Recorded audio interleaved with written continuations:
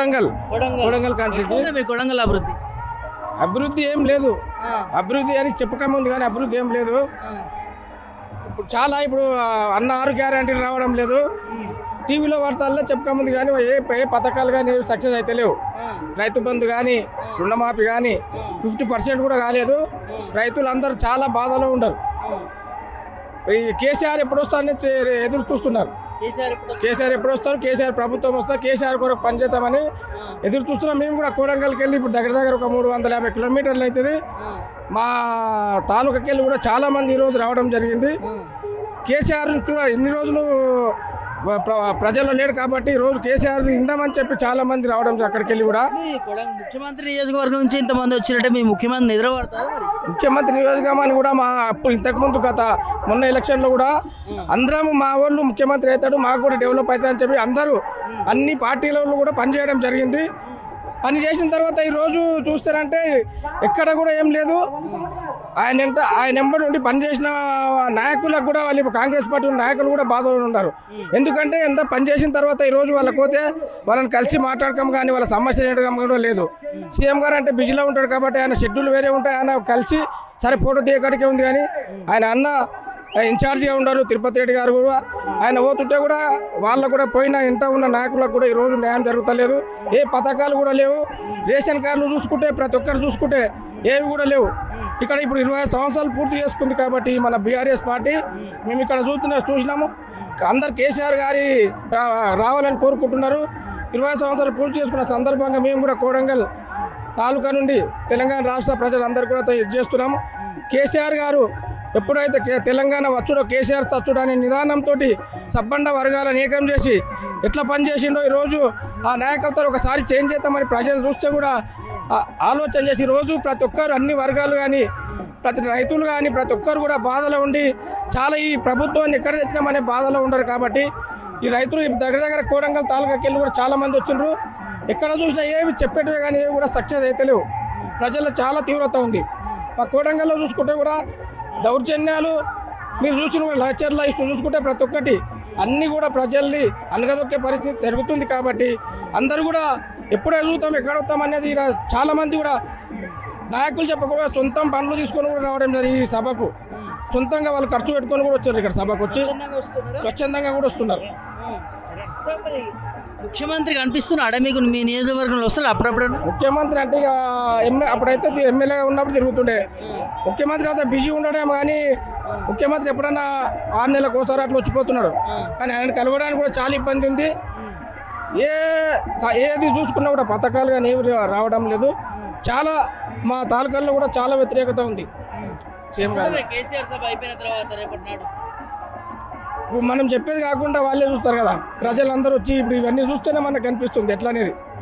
ఇప్పుడు ఎక్కడ కూడా అన్ని జామ్ అయిపోతున్నాయి. బస్సులు ఇప్పుడు రావాలంటే కూడా జామ్ అయిపోతుంది. దగ్గర మేము 5 కిలోమీటర్లకు వెళ్ళి నడుచుకొని రావడం జరిగింది. ఈ కేసీఆర్ గారి సభ తర్వాత వాళ్ళే చూస్తారు. ప్రజలు కూడా కేసీఆర్ గారి నాయకత్వాన్ని కోరుకుంటున్నారు. మేము అందరం కూడా కేసీఆర్ గారు వచ్చి అందరు కూడా మళ్ళీ సబ్బండ వర్గాలకు కానీ ప్రతి ఒక్కరికి పనిచేయాలి. ఆయన నాయకత్వం కానీ ఇప్పుడు బడు బలైన వర్గాలు కానీ రైతులు కానీ ఈరోజు చాలా రైతు బంధు ఇప్పుడు ప్రతి 6 నెలలకు ఒకసారి పడుతుండే. ఏమన్నా రైతులు కూడా ఏమన్నా బ్యాంకు లోన్లు కానీ ఏమన్నా తీసుకోవాలనుకుంటే కూడా వాళ్ళ ఇన్స్టాల్మెంట్కి వస్తుండే. ఒకవేళ ఇన్స్టాల్మెంట్ లేని వాళ్ళు కూడా ఆ పైసలతోటి బంగారు యాదో తెచ్చుకొని వాళ్ళ ప్రతి ఒక్కరితో రైతులు రాజు చేసి అనే కార్యక్రమం చేసినట్టే కేసీఆర్ గారే. అందరితో రైతులతో డబ్బులుండే. ఇప్పుడు అది లేకుండా అయిపోతుంది. రైతులు చాలా బాధలు ఉన్నారు. కేసీఆర్ గారి ప్రభుత్వాన్ని కోరుకుంటున్నారు. యువత ఏమనుకుంటుందంటే ఈడు ఎప్పుడు పోతాడని ఎదురు చూస్తున్నారు రేవంత్ రెడ్డి. ఎందుకు ఆ మాట అనాల్సి వస్తుందంటే ఈయన యువతకు చేయాల్సిన ఉద్యోగాలు అన్నాడు, అది అన్నాడు, ఇది అన్నాడు. ఇప్పటి వరకు ఏ నోటిఫికేషన్స్ వేయలేదు. గత ప్రభుత్వం వేసిన నోటిఫికేషన్స్నే ఈయన కొనసాగిస్తున్నాడు కానీ ఇప్పటి వరకు ఒక్క నోటిఫికేషన్స్ ఇవ్వలే. సుమారుగా ఒక డిఎస్సి ఒక 6,000 ఇచ్చేసి నేను 53,000 ఇచ్చేసినాను గొప్పలు చెప్పుకోవడం తప్పిస్తే కానీ ఈయనకు చిత్తశుద్ధి అనేది లేదు. కోడంగల్ ప్రజలందరూ ఇప్పుడు స్వచ్ఛందంగా రైతులందరూ వచ్చారు. వాళ్ళు స్వచ్ఛందంగా వాళ్ళ సొంత డబ్బులు పెట్టుకొని కూడా వచ్చిన వాళ్ళు కొందరు ఉన్నారు. రైతులు మేము వస్తాము మాకు ఒక వెహికల్ అరేంజ్ చేయండి అనే స్థితిలోకి వెళ్ళిపోయింది.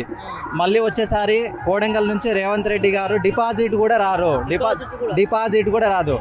ఈ రోజున్న పరిస్థితుల్లో మళ్ళీ ఒకసారి గెలిచే పరిస్థితి లేదు. మీరు ఇందాక అడిగారు కదా మాకు సీఎం కనిపించాడు, షాడో సీఎం కనిపిస్తాడు. షాడో సీఎం వాళ్ళ అన్న తిరుపతి రెడ్డి కనిపిస్తాడు. ఏం చేస్తాడనంటే కుటుంబ పాలన అని ఈయన ఒకప్పుడు గప్పాలు కొట్టిన రేవంత్ రెడ్డి ఈరోజు కుటుంబ పాలన ఆయన కొనసాగిస్తున్నాడు. ఆయనకి ఏమాత్రము ఇది ఉన్నా, ఏమాత్రం చిత్తశుద్ధి ఉన్నా, ఏమాత్రం సిగ్గుశైరం ఉన్నా మళ్ళొక్కసారి కుటుంబ పాలన నడిపేయొద్దు. ఎందుకనంటే ఒకప్పుడు ఓట్లేసి గెలిచిన వాళ్ళు అధికారాన్ని చెలాయిస్తే కుటుంబ పాలన అన్నాడు. ఈరోజు వాళ్ళ అన్నకి ఏ అధికారంతోన అధికారిక కార్యక్రమాలు కొనసాగిస్తున్నారు, అధికార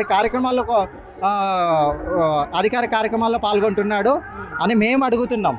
మేము అడగడం కాదు, తెలంగాణ ప్రజలు అడుగుతున్నారు. ఏం పదవి, ఒక వార్డు మెంబర్ కూడా కాదు. చెప్తున్నా కదా, సీఎం అన్న కాబట్టి షాడో సీఎం అంతే. ఇప్పుడు ఏదైనా కార్యక్రమాల్లో పాల్గొనాలి అని అంటే కాంగ్రెస్ పార్టీ కార్యక్రమాల్లో పాల్గొనాలి, దానికి ఎవరు మేము అభ్యంతరం చెప్పడం లేదు. ఈయన ఏ అధికారంతో పాల్గొంటున్నాడు, ఈయనకి ఏ అధికారం ఉందని అధికార కార్యక్రమాల్లో అధికారికంగా లాంఛనాలతో కలెక్టర్ గారు దగ్గరుండి వారికి స్వాగతం పలికి పుష్పగుచ్చాలు ఇచ్చి అధికార కార్యక్రమాల్లో పాల్గొంటున్నారు అని యావత్ తెలంగాణ ప్రజలు ప్రశ్నిస్తున్నారు. కేసీఆర్ గారి సభను ఎట్లా చూస్తున్నామంటే బీడుబారిన భూములకు వాన చుక్క ఎంత అవసరమో ఈ తెలంగాణకు ప్రజెంట్ కేసీఆర్ గారి రాక అంత అవసరము. 20 సంవత్సరాల్లో 10 సంవత్సరాల్లో తెలంగాణ అగ్రస్థాయిలో ఉన్న, దేశంలోనే అగ్రగామిగా ఉన్న తెలంగాణ మళ్ళీ ఒక 10 సంవత్సరాలు వెనక్కి పోయింది. మళ్ళీ దాన్ని పునర్నిర్మాణము, ఒకప్పుడు తెలంగాణ బంగారు తెలంగాణ కోసం అనే ఆశలుంటే తెలంగాణ వచ్చినాక ఇప్పుడు మళ్ళీ తెలంగాణ పునర్నిర్మాణం కోసం మళ్ళీ ఉద్యమించాలి. మళ్ళీ ప్రతి ఒక్కరు, రైతు నుంచి విద్యార్థుల నుంచి మహిళల నుంచి ప్రతి ఒక్కరు కూడా మళ్ళీ మన కేసీఆర్ రాక కోసం ఎదురు చూస్తూ ఉన్నారు.